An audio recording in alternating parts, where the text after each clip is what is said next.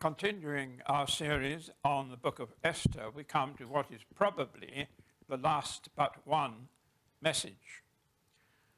And because we are going to get into quite a lot of detail, for reasons which I hope will be obvious later, I'm going to start the message with a quotation from the New Testament, from Paul's sermon at Athens in Acts chapter 17 and verses 26 to 27, where he says to the Athenian philosophers who had no knowledge of the Hebrew Bible and scriptures, he says to them, God has made from one blood every nation of men to dwell on the face of the earth, and has determined their pre-appointed times and the boundaries of their dwellings, in the hope that they might grope for him and find him. So Paul is there saying that the whole history of mankind, its political history, its social history, ancient events and modern events, all of these things are designed by God for one purpose, that they might cause people to think about what is going on around them and what has happened in the past, and realize that there must be a controlling hand, that they might grope for God, feel for him in the darkness of their hearts, and that they might find him, as they will, by the grace of God, if they trust in Jesus Christ. Now, the readings we have had are three separate readings from the book of Esther, which is why I issued the sheet, because it will be easier to follow. They're three separate readings which at first sight bear no relationship to each other. The first reading came from chapter 6 and was the proposal that Haman made, the prime minister of the Persian Empire, who hated the Jews and had indeed issued an edict for their utter destruction. Haman happened to come in to the king's bedchamber when the king had just discovered that Mordecai the Jew had saved his life a couple of years previously by discovering a plot to kill him.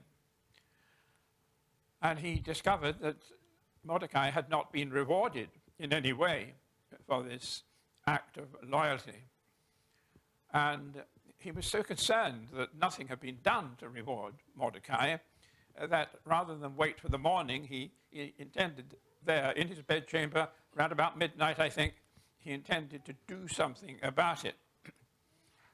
And providentially, in the purpose of God, Haman, the Jew hater, turned up at that very moment, and he came into the king's bedchamber, and the king, who was never very good at making up his mind, asked his advice. He said, yes, I'm glad you've come. Can you tell me what I should do to reward the man that I love to honor, that I delight to honor? Now, Haman was a very proud and self-centered individual, and he thought in his heart, well, there's nobody other than myself that the king would want to honor. So he then proposed this rather bizarre, but rather strange reward, because he thought he was going to get it. And that reward involved being seated on the king's horse and being dressed in royal ceremonial robes, and the horse was going to wear a royal crown, of which we shall say more later, because this was a ceremonial headdress that only the king had a right to wear. And I want to talk about headdresses for a moment so that we understand this. The word used here is not the usual Hebrew word for crown. It is a special word that means just this one object. It describes this one object. And that object was a massive headdress. I suppose that's a good word to use. A massive headdress, which was held above the king's head by servants because it was so heavy. It was made of gold, and it is ornamented with silver and many precious stones. And the base word from which the name of that headdress comes means surround or circle. And so if you think of the halos that we often see in pictures of so-called saints, a circular halo which just hovers above the head of the so-called saint. It's a bit like that, except in this case, the halo was very much bigger, and it was outside the size of the head, so that if it dropped, and of course it's not an imaginary halo, it is a real object made of gold, if it dropped, it would settle on the king's shoulders, not on his head. And when it was used, when the king was seated on his throne, he would have servants around the throne with poles who would actually lift this up so that it was above the head of the king. And this was an important thing. The headdress was the mark of royalty. It was the indication that the one who wore this headdress was the master of all, and suggesting that he was really rather God than just a man. And Haman thought it would be very nice for him to be paraded through Shushan, the capital city of Persia, with this halo above his head. And he thought that would attract a great deal of admiration from the people. And he liked admiration. He wanted to be popular. Of course, Haman made a serious mistake, because when the king said, "What shall I do for the man I delight to honor?" Haman thought, well, that must be me, and I'm going to have this privilege of riding the king's horse and riding it through the streets of the capital city with the crown and wearing the royal robes. And he was very keen and looking forward to this happening. What he didn't realize, and he was horrified to discover, was that the man the king delights to honor wasn't him at all.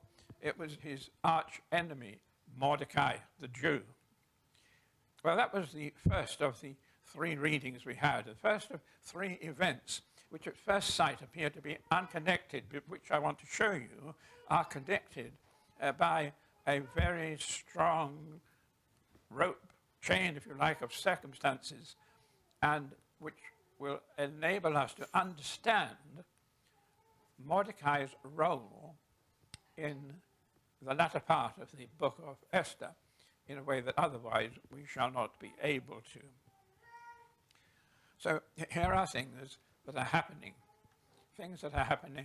to the politics, things that are happening to the social structure of the Persian Empire, and things which illustrate the reading from Acts that God has control of the history of man and the purpose of that.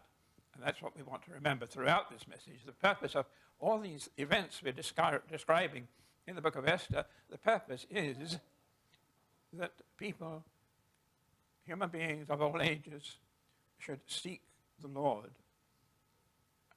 in the hope that he might find them. They should ponder on the events that are happening. And we're going to ponder on the events that were happening at that particular time in the Persian Empire. Well, now, the second of those readings occurs a little later, and it is in Esther chapter 8, verse 15.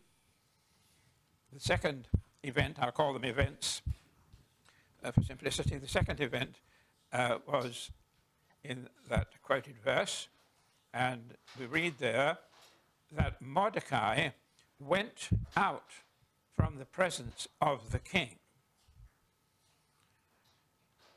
Now, that is a very important statement, although it's a very brief one. This was at a time when Mordecai's edict, which was designed to cancel out the effect of Haman's edict, when Mordecai's edict was being circulated throughout the empire. And we're told there that the people, the couriers who were taking that message throughout the whole of the empire, and remember it was 3,000 miles from one side to the other, from Egypt all the way to the borders of India. So it's an enormous ground to be covered. The emissaries were going out on the king's best horses.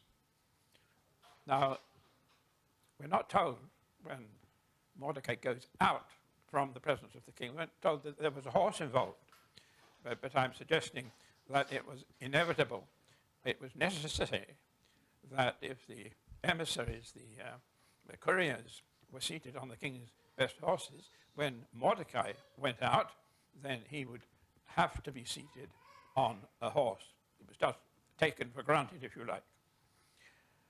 The verb went out, the verb to go out, is a strange Hebrew word. It can be either passive or active. In other words, Mordecai could have walked out on the king voluntarily, and he could have said, well, I've done my bit, I've written my edict, I'm now going to have a bit of a rest. And by the way, would you mind me taking your horse and your royal robes and your wonderful headdress with me? I'll just borrow them for a time. Well, of course, that wouldn't happen, would it? Because the king would not have given or loaned those items to Mordecai unless Mordecai was going to do something for the king. And the verb can mean not he went out as if walking out voluntarily, but he was sent out. And that is what it must mean. The king sent Mordecai out deliberately, for reasons we're going to discover in a moment. He sent Mordecai out on his horse, dressed in his royal robes and his cloak, and with this great crown over his head. He sent him out for a purpose. And what was that purpose? Well, we're going to discover that. Just a note here that the royal robes were blue and white. They were striped, blue and white. And that was highly symbolic. The blue represented the heavens, as if the person wearing those robes had rule over not just the earth, but the heavens. It was something that deified, made a god out of this human being. The blue represented heaven, and the white represented purity. And this wasn't the first time that happened, because if you go back into the law of Moses, you'll find that the high priest wore a garment of blue and white. And it was this that distinguished him, the high priest, from all the other priests. The other priests simply wore white garb. And so there's a spiritual implication here. And incidentally, blue and white was also the color theme of the tabernacle in Moses' time. You'll find that the hangings, curtains, and other aspects of color in the tabernacle were blue and white, to which, of course, in the tabernacle was added gold. And so we have here a symbolic representation of a man being a god. The king was robed in blue and white which represented the power in the heavens and purity on earth. Well, of course, the man was not actually satisfying those criteria, but he was, in wearing those clothes, the king of the Persian Empire was picturing the Lord Jesus Christ, who was Lord of heaven and earth, and who was perfect, sinless, without stain. The Lord Jesus Christ could wear blue and white. He didn't need to because he was there in person. But they represent him. Way back in the time of Esther, we get a representation of the one who would come and truly satisfy the criteria of blue and white garments. Now, the third of the references in Esther was in Esther chapter 10 and verse 3. And that was it's a very brief reference, but it reads as follows.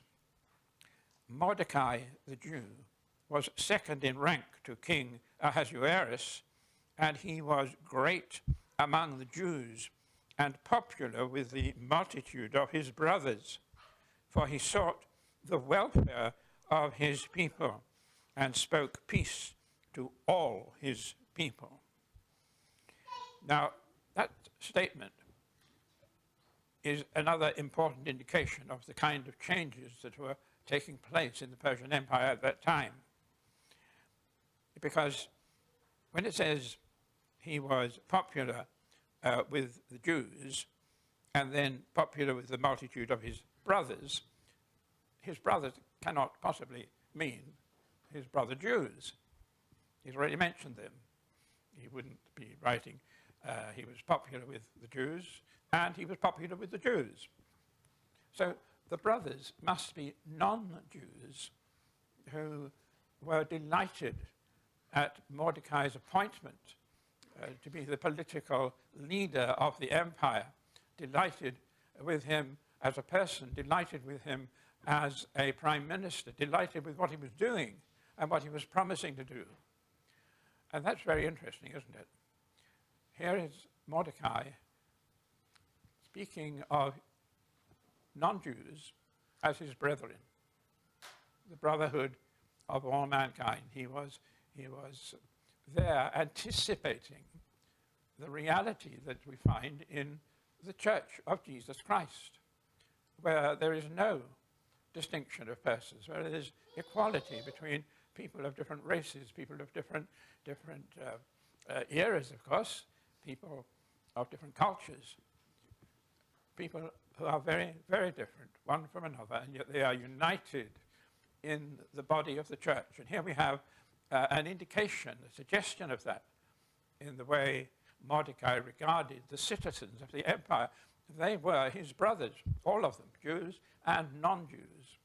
And that, as I say, anticipates, looks forward to another day when the Church of Jesus Christ will do that, will be that kind of construction, that kind of organization, a body united. And that finishes my first point, which is by far the longest point. The fact was that Mordecai was glorified by the people. We find that he was loved by them, he was admired by them. So, in their view, he was magnificent. And so my first heading was Mordecai's magnificence.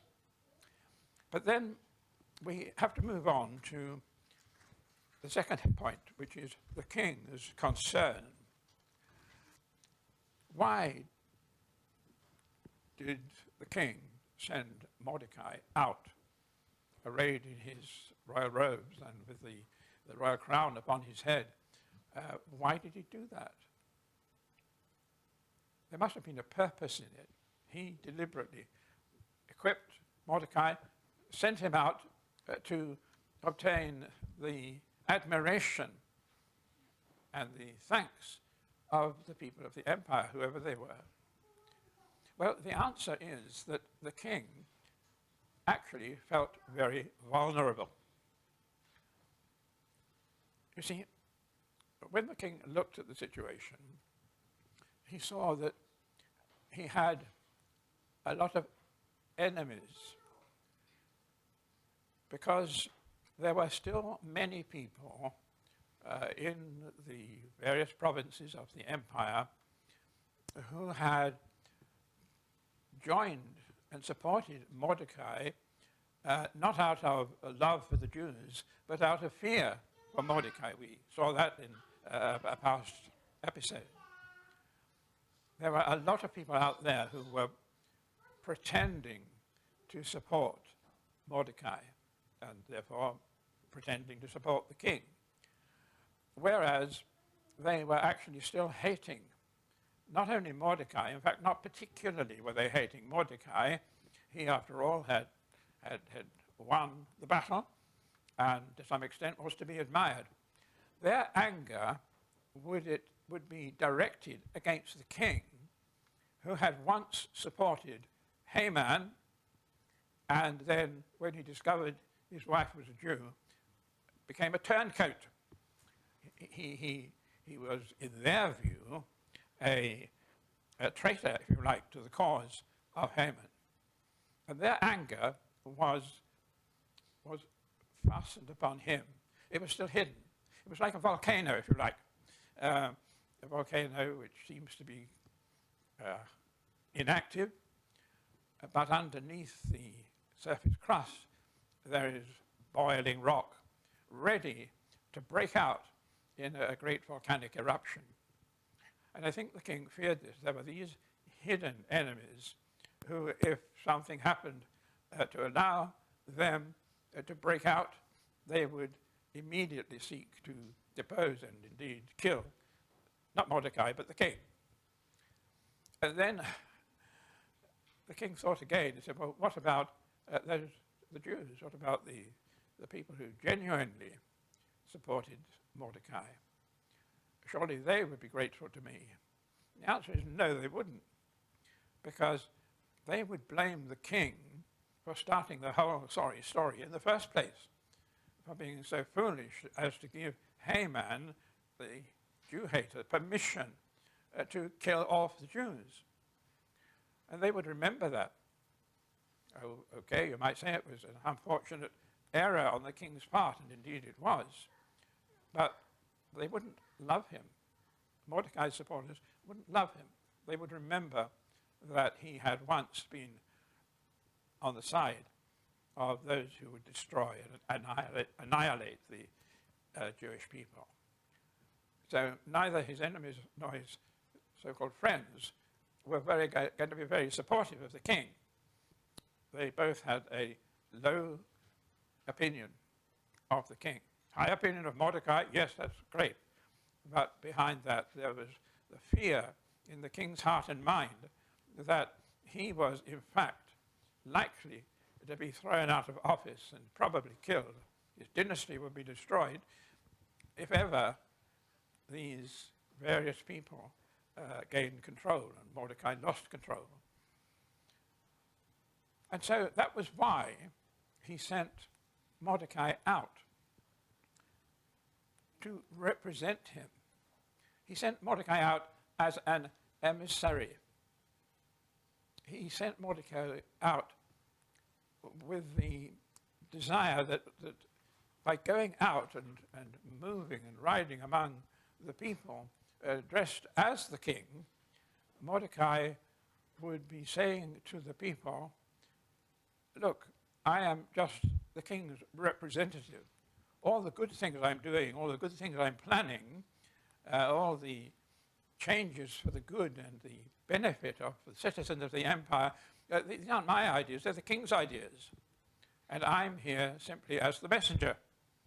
So you must thank not me for the improvements in life that you're going to enjoy, you are already enjoying. Don't thank me, thank the king. He's the one responsible. And so the idea is that the opinion of people, the citizens of the empire, of the king, would rise, and they would become thankful to him for all the good changes that were taking place. And that, in fact, was the king's concern, and the way in which he hoped sending out Mordecai would turn that concern into satisfaction. Now, my third point, and I'm going to deal with this very briefly because I should probably take it up again in the final message on Esther next time I preach, the dawn of democracy. What was the new regime? Masterminded by Mordecai now, masterminded by the king, what was the new regime going to give to the people, the citizens of the Persian Empire? Well, first of all, it would produce the abolition of the law of the Medes and the Persians. People would be given, we shall see this next time, people would be given choice.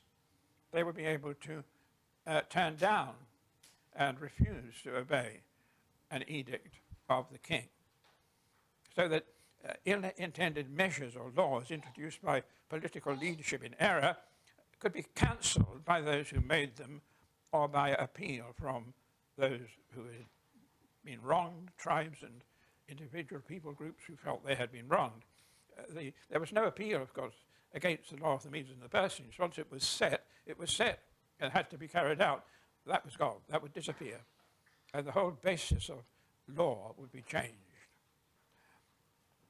Secondly, there would be a social system introduced in which every citizen had equal rights regardless of race or religion, that I just discussed in Mordecai's treating non-Jews as his brethren.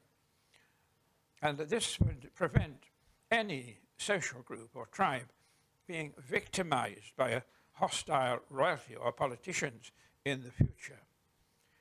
The third benefit that was flowing from these changes is that there would be a new breed of leaders and politicians who recognize themselves as servants of the empire's citizens rather than autocratic rulers over them. And to summarize in short, they were seeing, they were promised, they were experiencing even the dawn of democracy. Now, it was not full democracy. They would still not vote for their leaders. They would still not choose their leaders, which is today for us the essence of democracy, that we can choose our leaders, we can vote them in and we can vote them out. But nevertheless, in the ways I have just mentioned, there was light at the end of the tunnel, the dawn of democracy. And I'll take that up again more fully next time. But going back finally to the statement I began with, the quotation from Acts 17, what we are seeing here in these great changes that were occurring is the hand of a sovereign God giving to people, nations who dwell upon the earth, giving them their appointed times, giving them the boundaries of their habitation. And we should understand these social political changes in the Persian Empire as illustrating the sovereignty of God over the history of man.